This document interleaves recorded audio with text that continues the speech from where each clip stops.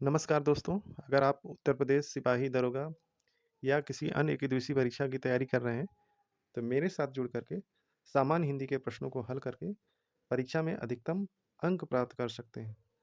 तो आइए हम लोग कुछ प्रश्नों का श्रृंखला तैयार किए हैं, तो आप इसे देख सकते हैं। तो आइए प्रश्नों को हल किया जाए। तो पहला प्रश्न है, आदमी, उम्मीदवार, कमर, खैच, चश्मा, चापलूस, दाग, दुकान, मौज इत्यादि इत्यादि किस भाषा के शब्द हैं? तो किस भाषा के शब्द हैं? तो ये सारे जो शब्द हैं, वो फ़ारसी के शब्द हैं। तो फ़ारसी के शब्द हैं। अगला प्रश्न है,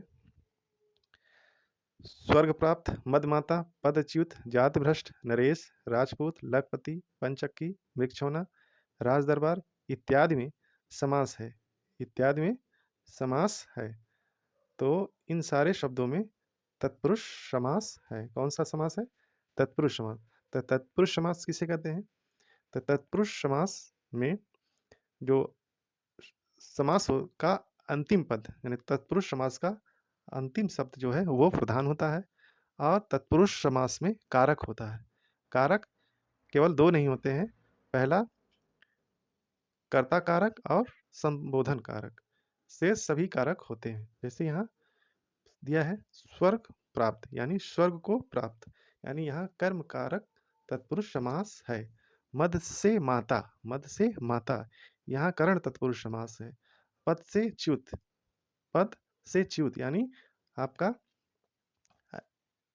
आपादान कारक तत्पुरुष समास है। इसी तरह से आप शब्दों का जो समास का विग्रह करके कारक का पता कर सकते हैं। जैसे नरों में इस राजा का पुत्र लखपति, पंचक यानी पानी की चक्की, यहाँ संबंध कारक तत्पुरुष समास है। मृग का छौना, यहाँ भी आपका मृग का छौना संबंध तत्पुरुष समास है। राजा का दरबार, यहाँ भी संबंध तत्पुरुष समास है। तो यहाँ आपका जो है तत्पुरुष समास हो गया, यानी ऑप्शन ए जो है सही होगा। अगला सवाल है, तरन तनुजा तट तमाल तर वर बहुछाये, तरन तनुजा तट तमाल तर वर बहुछाये में कौन सा अलंकार है? में कौन सा अलंकार है? तो यहाँ आपका वृत्यानुप्रास हो जाएगा।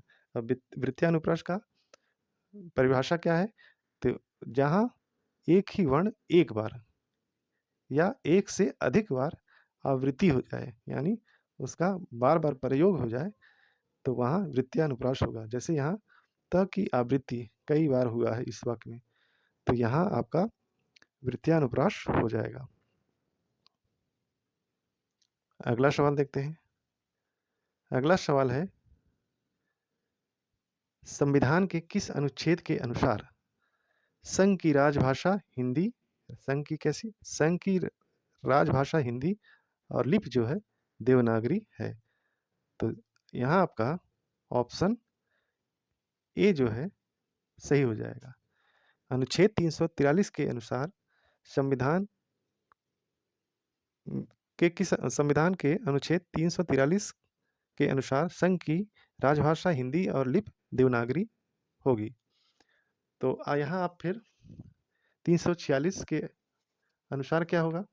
तो 346 के अनुसार दो राज्यों के बीच यह सहमति बन जाए कि जो दो राज्यों के बीच सहमति बन जाए और जो पत्राचार वगैरह है राज्य की, वो हिंदी भाषा में कर सकते हैं।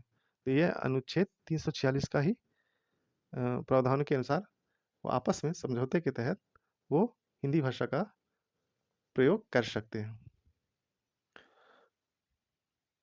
फिर 344 में जो है, 344 में राष्ट्रपति द्वारा राजभाषा आयोग एवं समितियों का गठन किया जाता है कि हिंदी के विकास के लिए राजभाषा आयोग एवं समितियों का गठन राष्ट्रपति द्वारा किया जाता है। तो यहाँ आपका जो है राजभाषा हिंदी और लिपि देवनागरी अनुच्छेद 343 के अनुसार होता है। अगला प्रश्न है,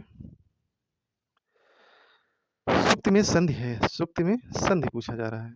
तो संधि यहाँ सुधन उक्त। ऑप्शन जो है बी जो है सही है। यह आपका सु यानी हर्ष उ और उ मिलकर दीर्घ उ हो गया है। और यह कौन सी संधि है?